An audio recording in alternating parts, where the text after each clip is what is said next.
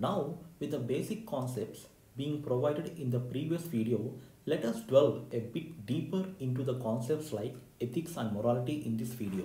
In this video, we will learn more about ethics. Like, if you look at the board, here we are saying ethics are as abstract and subjective, but ethics are also objective. Ethics, so in other words, ethics are abstract and objective and subjective also based upon the context, place, situation. Here, let me explain what is abstract.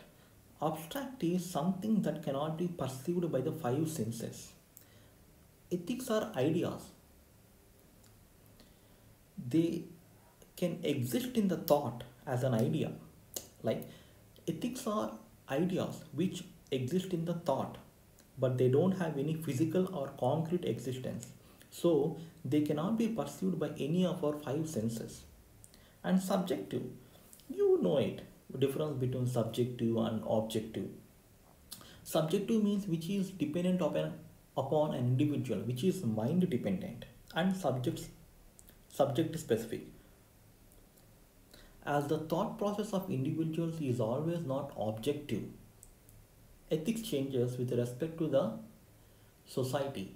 That is, what is ethical in European countries doesn't need to be ethical in Indian. But what is ethical in India in 20th century doesn't need to be ethical in 19th century. You understood, right? It changes with respect to time and place. For example, punctuality is a highly respected ethical norm in Japanese culture, but which is not in Indian culture.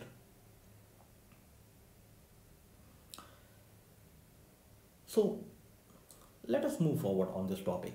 And ethics, they deal about the customs and practices of a society. And morals, they deal about the principles and rules of an individual. And ethics, they deal about the social morality. See, morals, these are the standards according to an individual.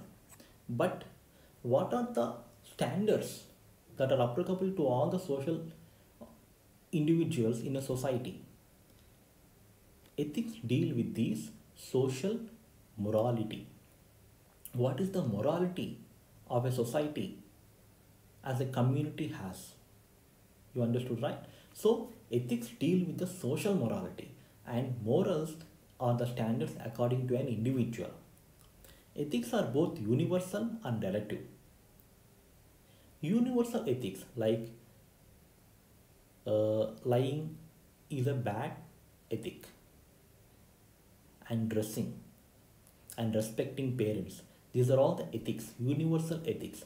But morals, these are relative to one's own culture. For example, dressing is a universal ethic, but how you dress is a relative concept. And the relative concept is what you wear. Some people wear sari, some people wear jeans and t-shirts like that. So when dressing is a universal ethic, what you wear and how you wear is a relative concept. And ethics are relative, I said. So what do you mean by relative?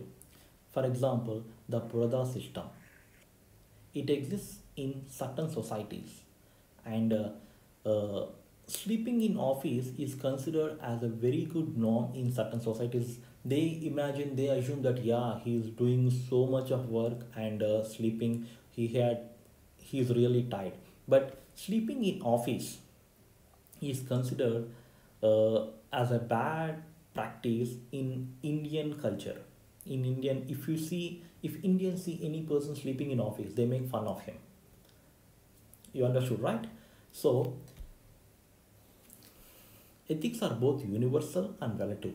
And with respect to Unit 5, we have said, right, that constitutional thinkers and moral philosophers, Plato, Socrates, which are Western philosophers, they belong to this universal ethical school, the school of universal ethics.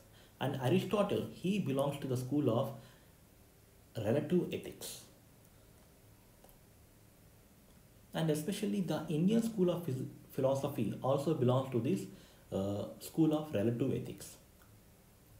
And the next point, they operate at the different levels, like at individual level, the organization level, and socio-cultural level, and political level, and international level.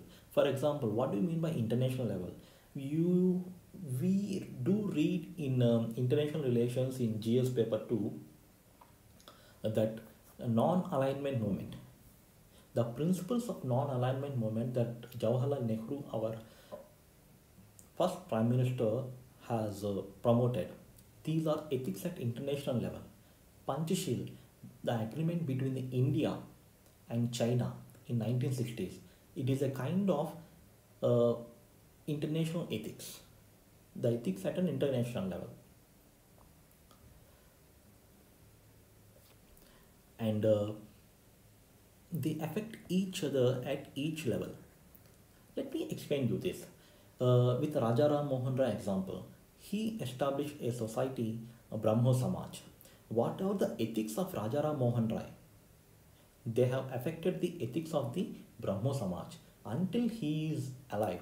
What are the ethics of Raja Ram Mohan Rai are also the ethics of the Brahmo Samaj, like monotheism and other respecting different religions like that. And one leads to another. For example, uh, women education. If you educate a woman, a family will be educated. There is a saying. So, if a woman has a values, whatever she acquires through her education, she inculcate those values to her children. So, the values whatever she has, she will have those values. She inculcate those values in the family system, and the same values will be inculcated into the children. And when they grow up, so for example, the mother says don't lie, so it will lead to honesty, and that honesty will lead to integrity. So you understood, right? A one ethical norm will lead to another ethical norm. And the next point is general principles. Ethics talks about the general principles, but application of these general principles is morals or morality. For example, coming to an interview at time is a general principle. Ethics talks about. But let us take a case study which you usually have heard in the ethics case studies, that a candidate is going for an UPS interview, but he had seen some person met with an accident. But what kind of action he will take? Whether he will take the person to a hospital or he will leave that person. Going to interview is his first priority. That is general principle. But coming to an application, we will take multiple choices, that he will take the person who met with an accident to the hospital first, and then he will, even though if it takes 5 to 10 minutes late, he will go to the interview and he will give a valuable explanation to the UPSC board. So these are all morals. See, taking a decision at an appropriate time is morals. And what an individual has to do, irrespective of the situation, is general principles, and ethics deal about this. That's what I was talking about. These are subjective and both objective. I hope you understood the differences between the ethics and morals. Thank you so much, students, for attending the lectures. Please comment if you want us to make videos on different aspects related to our preparation, like preparation strategy, preparation plan, book list, plan for working employees, or any other related topics.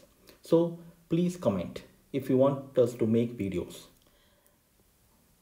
And we are also planning to make more lectures and classes on international relations and geography, which will be useful for upcoming mains examination and prelims.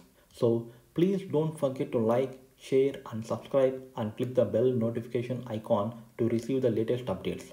It also motivates us a lot to make more valuable and exciting lectures and classes. Have a great and awesome day. Bye.